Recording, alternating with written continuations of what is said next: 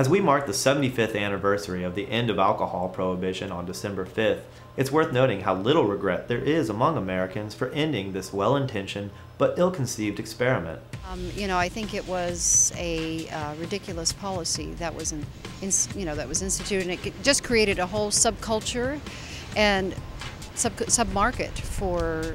It made things go underground, and that's not a good thing. I mean, we want everything out in the open, so I would never support going back to alcohol prohibition or any prohibition. Indeed, last September, Congress passed a resolution praising the 21st Amendment, which ended alcohol prohibition.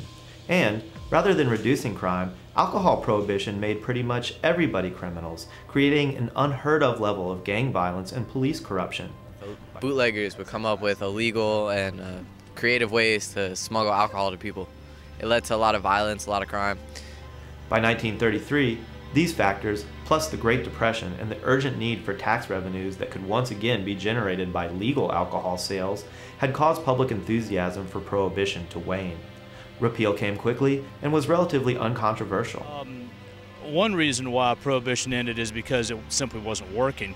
Another reason was 1933 was the height of the Great Depression, and anything that would stimulate the economy was considered a good idea. And the resources that were being put into enforcing prohibition could be used better somewhere else.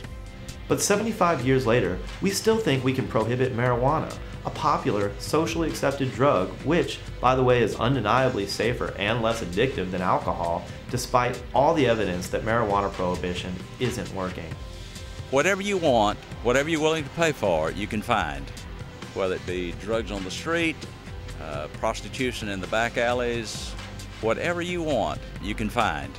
Because we refuse to establish sensible regulations and controls on the manufacture and sale of marijuana, every cent goes to underground markets and sometimes dangerous criminal enterprises.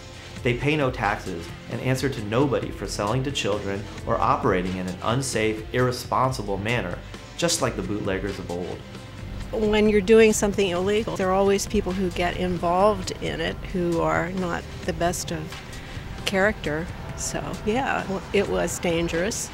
And yet, according to the most recent FBI uniform crime reports, we arrest more than 872,000 Americans a year for marijuana offenses, and that number has climbed every year for the past 5 years. That's one marijuana arrest every 36 seconds. And nearly 90% of those arrests are for simple possession, not dealing or manufacturing. We now wisely recognize that there's a difference between alcohol use and abuse. We focus on the real, tangible problems associated with alcohol, such as alcoholism, underage drinking, and driving under the influence, but we leave responsible adult drinkers alone.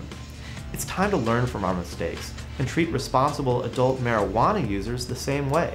That way, we can bring marijuana under responsible controls and end the monopoly we've handed to gangsters.